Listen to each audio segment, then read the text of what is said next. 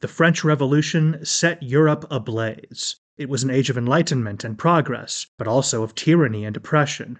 It was an age of glory and an age of tragedy. One man stood above it all. This was the Age of Napoleon. I'm Everett Rummage, host of the Age of Napoleon podcast. Join me as I examine the life and times of one of the most fascinating and enigmatic characters in modern history. Look for the Age of Napoleon wherever you find your podcasts.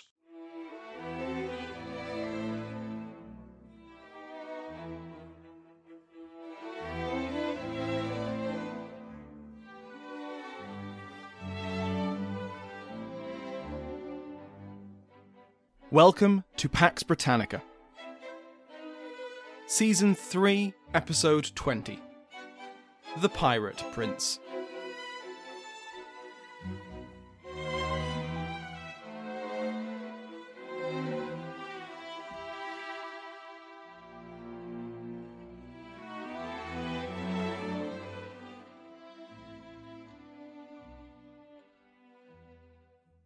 Welcome back to Pax Britannica. I'm your host, Dr. Samuel Hume.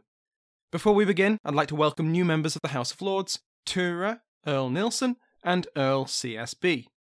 Like all of our patrons, they can now listen to this episode and every other episode ad-free. And the new Earls can listen to the bonus content. Go to patreon.com/Pax Britannica to find out more. Last week, we saw the Commonwealth's suppression of the colonies of Barbados and Virginia. At Barbados, a 3-month blockade of the island eventually led to a revolt against the royalist governor, Lord Willoughby. To avoid a civil war on the island, which would weaken the European grip over the 13,000 enslaved Africans which worked the valuable plantations, a generous peace was agreed. In Virginia, the arrival of the state's navy led to a very swift capitulation from the royalist government. In both Barbados and Virginia, among the peace terms were conditions which permitted the two colonies to trade with other nations. This was what they had been doing for quite some time, mostly with the Dutch. But recently the Commonwealth Parliament had attempted to forbid the practice. The ink would barely be dry on the Navigation Act of 1651 before Barbados and Virginia had been allowed to ignore it. More on that later. Because we have some loose ends to tie up. Specifically, 2 German princes sheltering in the French port of Toulon. If you recall, their small royalist fleet had been blockaded in the Portuguese capital of Lisbon by Robert Blake. After a 7-month blockade, the royalists were able to escape and sail through the Straits of Gibraltar. Blake followed them and caught and destroyed most of the flotilla at Cartagena. Blake had been recalled to England, mission accomplished. But Rupert and Maurice, in Toulon with their 2 remaining ships, had not given up the fight. Their cousin Charles, the exiled and future Charles II, was writing to them and being very clear that he needed money from their privateering in order to keep the royalist cause alive. Maurice had brought a captured ship with him to Toulon, and by selling the goods on board and borrowing heavily, the prize ship was converted for battle, and the other 2 ships restocked and refitted. Survivors from the disaster at Cartagena filtered to Toulon over the winter, and a civilian English ship arrived in port and pledged service to Rupert. Captain Craven's ship was renamed the Loyal Subject, and Rupert's flotilla began to expand once again. Of course, the Commonwealth knew where Rupert was. The intelligence network of the Commonwealth and Protectorate will get its own episode, I promise you that, because it's very effective. But Rupert knew they knew where he was, and that information was flowing back to London. So he set about spreading word that he was going to lead his ships to Corsica. The Commonwealth took the bait, and the state's navy were waiting east of Toulon. But then Rupert went west. He captured a Genoese merchant ship on the way, only to find it was only carrying food. Useful, but not really the treasure his crews wanted. They then captured a Spanish ship by flying the flag of the Commonwealth, luring the galleon to dock with them, and then surprising the Spaniards and seizing the vessel. From there, they sailed to the island of Madeira in the Atlantic, where they were welcomed and where they could sell their ill-gotten gains. Now they had to consider their next steps. Rupert favoured sailing across the Atlantic, to support and be supported by the royalist colonies which had spurned the new republic. But it seems that the crews were not interested in sailing so far from home, preferring instead to look for safer ports in the Azores, the Portuguese islands in the Atlantic. Not only would it be even more dangerous to cross to the Caribbean, their ships were starting to show their wounds. Rupert's ship, the Constant Reformation, had sprung a leak which, despite the best efforts of the Royalists and of Madeiran divers, could not be found or patched. Rupert was in a very vulnerable position. He was liked by his crews. He shared their burdens, he shared their food. He was on the same terrible rations as they were. Time and again, he looked out for his men, and they loved him for it. But he had no higher authority to call on. If the crew mutinied, there was nothing his royal cousin could do to punish them, and they knew it. Worse, the Commonwealth would welcome them with open arms. They had an alternative. So, to keep the crews happy, the Azores it was. They reached the island on the 15th of July, 1651, only to find that they were not the safe haven many of the crew had hoped for. Rupert sent someone around to all the ships, who demanded a written opinion from each captain. Should they stay here, or sail to the West Indies? Rupert insisted on written answers, because the captains then couldn't as easily change their minds. The majority admitted that the Caribbean would be their best choice. Rupert prepared his fleet for the crossing. Unfortunately for the prince, a summer storm swept in on the islands. The Reformation was still taking on water from the leak, and for 3 days the crew bailed as much seawater as possible to try and keep the ship afloat in the storm.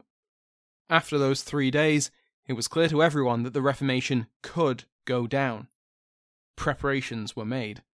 Rupert ordered his cannons to be fired regularly, their deafening noise the only thing that could pierce through the gale to tell the rest of the fleet where the ship was, in case survivors needed to be rescued. Sailors worked around the clock to bail the ship and plug any holes, and Rupert even ordered 120 pieces of beef to be used as plugs.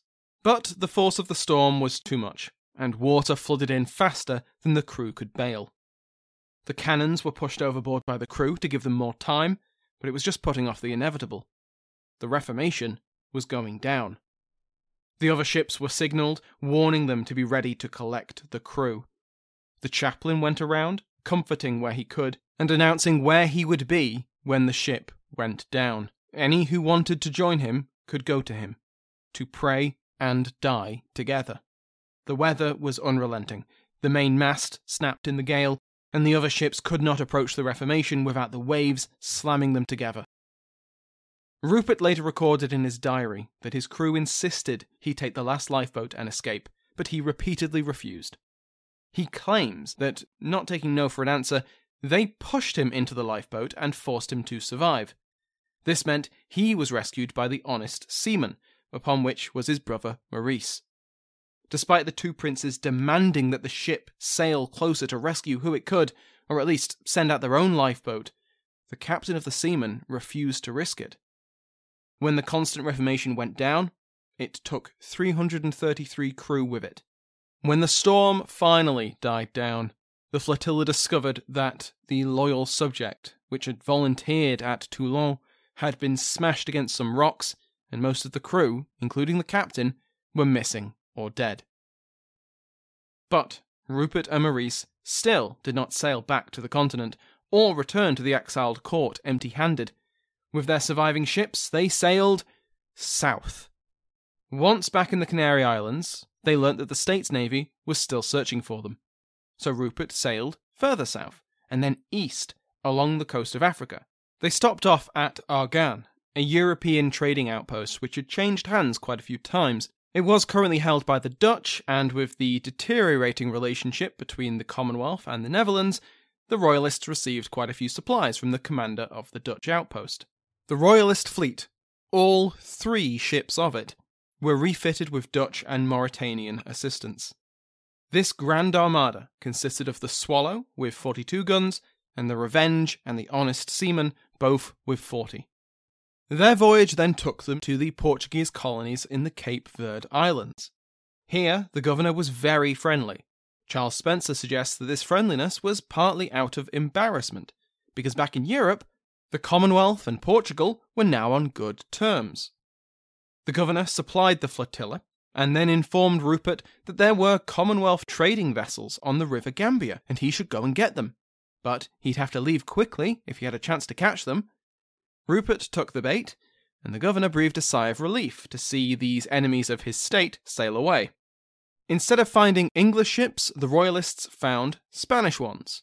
But no matter, they captured them anyway. At one point, 3 of Rupert's men were captured by locals, including one Captain Holmes, who was a close friend to the prince. When negotiations failed, chaos and violence followed, and Rupert was shot in the chest with an arrow. He took a knife and removed it himself, and despite the depth of the wound, it was bandaged and it didn't become infected. The royalists then returned to Cape Verde to the governor's embarrassed horror.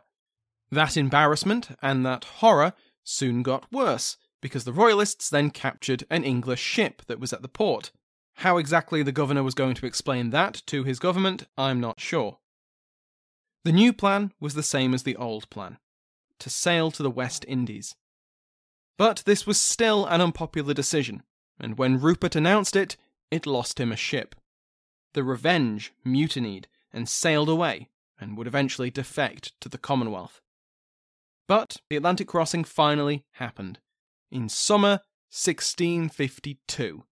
To put it simply, this was far too late. The English colonies in the Caribbean were firmly under Commonwealth control by this point. To make matters even worse, when they finally made the crossing, they arrived just in time for the hurricane season. Over 4 days in September, as they sheltered near the Virgin Islands, a hurricane destroyed most of Rupert's ships and killed hundreds of crew. Rupert cared for the men under his command, but among those lost at sea in that September storm was perhaps his closest friend, his brother Maurice. He who had fought throughout the civil wars and had followed his elder brother in these years of naval guerrilla war was lost to the ocean. Rupert never gave up hope that somehow, on some uncharted island, his brother had been washed ashore alive and well, and would one day return to him. No one saw his ship go down, and he'd been presumed dead before, and those reports had always turned out wrong. More than a decade later, Rupert was still sending ships to the Caribbean to scour it for traces of Maurice. As Spencer puts it, without Maurice, Rupert was incomplete. Perhaps more than any other loss, this ended Rupert's campaign. He'd seen similar defeats and disasters before, both to enemy action and to nature. To add insult to grievous personal loss, Rupert found that he'd made the trip for nothing. The Caribbean, so long sitting in Rupert's thoughts as a royalist haven, was fully conquered by the Commonwealth.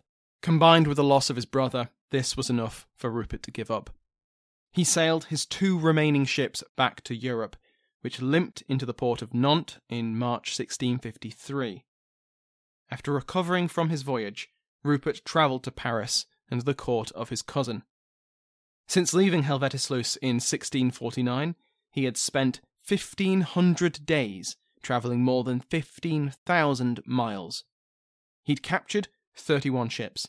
He'd survived at least 2 deadly storms, been shipwrecked once, faced down Portuguese officials, Gambian warriors and mutinous crews, carved an arrow out of his own chest, endured the same terrible diet as his crew, and lost his brother. Rupert arrived in Paris from Nantes, and despite his clear sickness, he still cut a dashing figure. He had always stood out from the crowd, he was exceptionally tall, but now he had a rugged look from 4 years at sea. He came with a retinue of grizzled sailors, speaking dozens of languages and of multiple ethnicities, including a young boy who had stayed with the prince after what Spencer depicts as a misunderstanding at Argan. He even had monkeys and parrots with him, to complete a piratical stereotype that won't exist for hundreds of years. Rupert's welcome to the royalist court started off very warm. Here he was, the hero of the royalist cause. But the atmosphere became positively arctic when everyone realised that he wasn't coming back laden down with a fortune. Rupert reported that he only had about £14,000 worth of goods and that was including the value of the ships and their guns. And he wasn't about to hand it all over to his cousin. His cousin absolutely expected Rupert to give it all to him. He was a king. He was his king. But Rupert, to his credit, insisted that his crews be paid first, and the rest be sent to the merchants of Toulon who had loaned him money on his word and reputation. In fact, now it came down to it, his cousin owed him. He'd been out there, risking life and limb, living on stagnant water and sailor rations, while Charles was living in luxury. Now, it might have just been the luxury of an exiled prince relying on the charity of other monarchs, but Charles was still living in a palace. And Charles had better not start on his oak tree story again. Rupert had carved an arrow out of his own chest, and for goodness sake, Maurice had died. It's hard not to sympathise with Rupert's position here. He'd sacrificed a lot for his cousin's claim to the Three Kingdoms. And for what? It wasn't like they were his kingdoms. Rupert had never even been to them before the outbreak of the Civil War. And with the Peace of Westphalia, the Palatinate had been restored to his family. He could have gone home, but instead he stayed to fight for his cousin's throne. I'm not surprised he arrived in Paris and found his relatives to be ungrateful. Eventually, the dispute over money was settled, with Rupert's crew paid but the Toulon merchants left hanging. The court received a portion of the money too, but not enough to satisfy. Cardinal Mazarin, Louis XIV's leading minister, insisted that as their host, he had the right to some of that money too, and he sold the ship's artillery at a bargain price. No one was happy, and it was a difficult time for Rupert. In his biography of Rupert, Ian Roy notes how close Rupert was to an ironic and underwhelming death, when in June he went for a swim in the Seine and almost drowned. Instead, Rupert stayed at the court, politically powerless, resenting and resented by his relatives. After about a year, in June 1654, Charles picked up and moved out of France. At that point, Rupert parted ways with his ungrateful family. Instead, he roamed post-war Europe, seeking his fortune and his rights as a prince of the restored Palatinate. His brother, Charles Louis, was now the Elector Palatine, and Rupert arrived in Heidelberg fully expecting that he would receive land and money. He didn't. When he travelled to Vienna to meet with the Emperor, as was his right as a prince of the Empire, he was given short shrift. He travelled to Italy, then to Hungary, then to the Baltic, offering his services as a general, but he doesn't seem to have had much luck, and his only command seems to have been an expedition into Swedish territory in Pomerania, and that was only in 1659. He kept in touch with his cousin, and despite the rift, it would eventually pay off after the Restoration. But for now, Rupert, Prince of the Rhine, General of Charles I, Lord Admiral of Charles II, privateer, pirate, exile, is out of our story.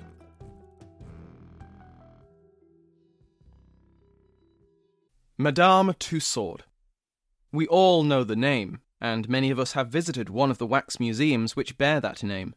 But you may not realise the historical significance of the woman behind the name, or how she and her waxworks defined the genre of true crime.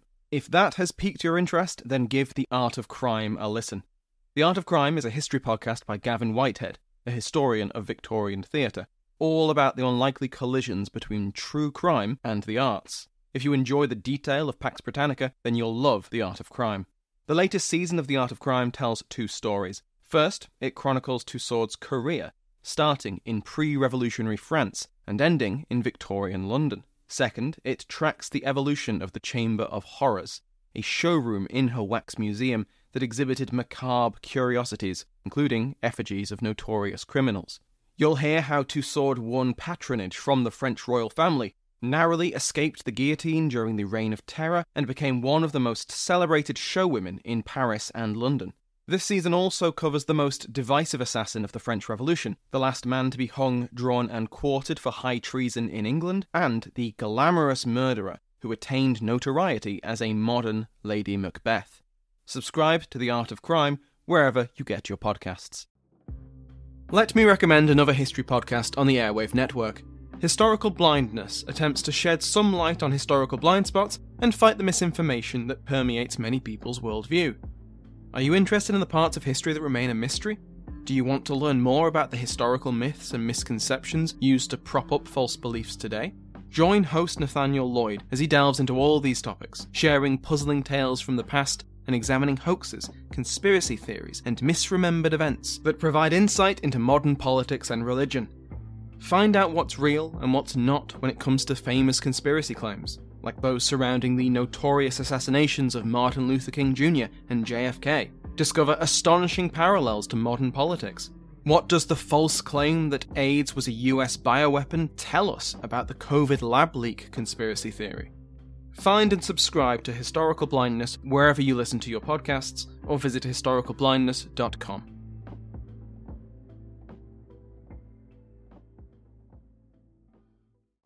At the beginning of today's episode, I mentioned how the terms of Virginia and Barbados' surrender had effectively ignored recent laws passed by Parliament back in London. A lot of leeway was granted to the commissioners who drafted the terms, and the colonists were promised that the conditions would be honoured by Parliament. And it was true, Parliament did endorse the terms, but there was a not small amount of criticism and uproar over the conditions which allowed for free trade. Besides constitutional questions over whether the agreements could ignore statute law, there were many people in London, including many MPs, who had pushed for the Navigation Act in the first place.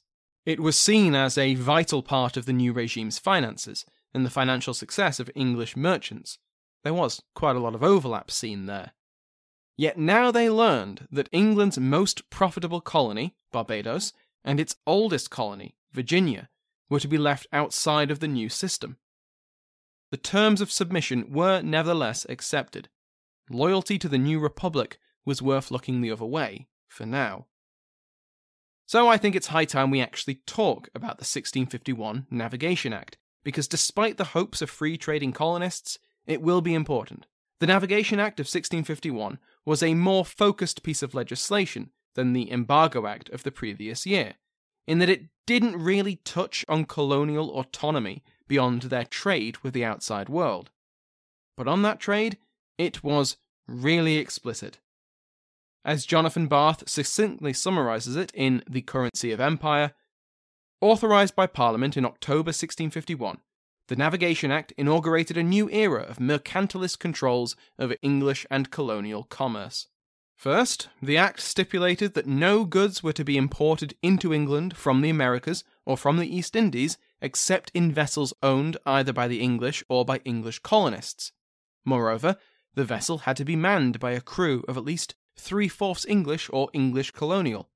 Second, neither England nor the colonies could import continental European goods except in vessels owned by the English, English colonists, or the country of origin, the initial producer. This latter regulation effectively outlawed the Dutch carrying trade of Baltic and Mediterranean goods to England, as well as the Dutch carrying trade of European goods, German linens, French wines, to colonial consumers." End quote. The Navigation Act didn't just come as a reaction to colonial affairs, as a development of the punitive Embargo Act, but also as a way to shore up the Commonwealth's finances.